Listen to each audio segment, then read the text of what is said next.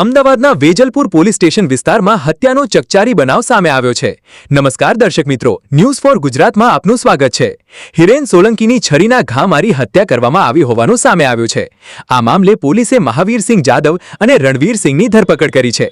Police તપાસ મુજબ બંને આરોપીઓએ મૃતક હિરેન સાથે પહેલા મારામારી કરી હતી। દરમિયાન રણવીરસિંહે મહાવીરસિંહને છરી આપી હતી। ત્યારબાદ મહાવીરસિંહે હિરેન સોલંકી પર છરી વડે હુમલો કર્યો હતો। પ્રાથમિક તપાસમાં સામે આવ્યું છે કે થોડા દિવસ પહેલા પીજીમાં કબાટમાં સામાન મૂકવાની બાબતે મૃતક અને આરોપીઓ વચ્ચે ઝઘડો થયો હતો।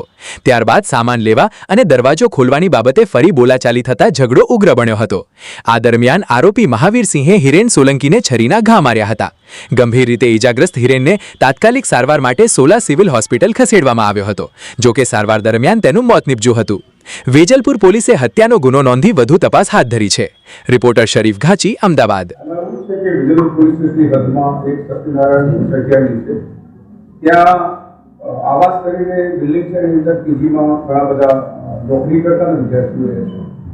13 તારીખે સવારે 7:30 વાગે જે મરણ જનાર હિરેન છે, હિરેન મેન્સીબેન સોલંકી કરીને એને અને જે આરોપીઓ છે મહાવીરસિંહ અને રવિ, એમની સાથે બોલાચાલી થયેલી। અમે એવું છે જે આરોપી મહાવીરસિંહ છે વહેલા ઉઠવાની ટેવ હતી, એટલે વહેલા ઉઠીને આવ્યો તો આરોપીઓ ઘરમાં બંધ કરીને દરવાજો સુતા હતા। દરવાજો ખટખટાવા છતાં પેલા નિંદરમાં હશે એના કારણે ખુલ્યો નહીં। પછી થોડી વાર પછી ફોન કરીને જગાડીને પછી દરવાજો ખુલ્યો, એટલે નથી ખોલતો એ બાબતે એ લોકો મગજમારી થઈ।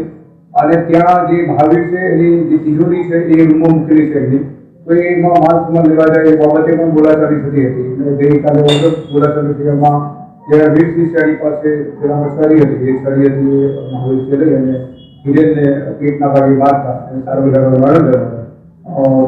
આ કામે જો વેજલપુર પોલીસ સ્ટેશનમાં BNS 173 મુજબ દાખલ કર્યું છે અને બંને આરોપીની ધરપકડ કરવામાં બંને આરોપીનો બેકગ્રાઉન્ડ શું છે, કેટલા સમયથી આરોપો અહીંયા રહેતા?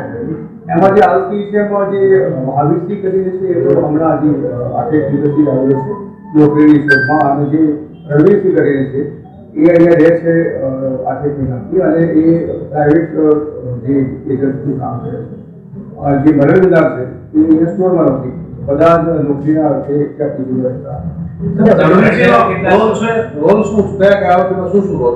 એમાં છે મહાવીરસિંહ અને રવિસિંહ બંનેને મારામારી થઈ હતી રણવીરદાર સાથે, પણ એમાં જે રણવીર છે એને પેલામાં છરી હતી, એ છરી એણે મહાવીરસિંહ આપી, મહાવીરસિંહ એને છરી મારેલી હતી।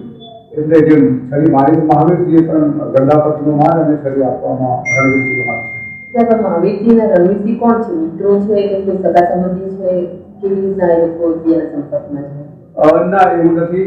બધા નોકરી કરે છે, પીજી રહે છે। લગભગ 40 માણસો પીજી રહે છે, બધા નાની મોટી નોકરીઓ કરે છે, અને એ રીતે બંને પ્રોજેક્ટમાં છે। બધાના વર્તન જુદા જુદા છે। જે મહાવીર છે એ મહાવીરસિંહ તો જુદા સુરેન્દ્ર બન્યો છે, મરણદાર છે એ જુદા ગામ છે ત્યાં છે। સાહેબ, આ જે મૃતક છે એ કેટલા સમય પહેલા અહીંયા રહેવા માટે આવ્યો? મૃતક છે લગભગ 1 વર્ષથી અહીંયા રહે છે અને નોકરી કરે છે એકલ સ્ટોરની અંદર।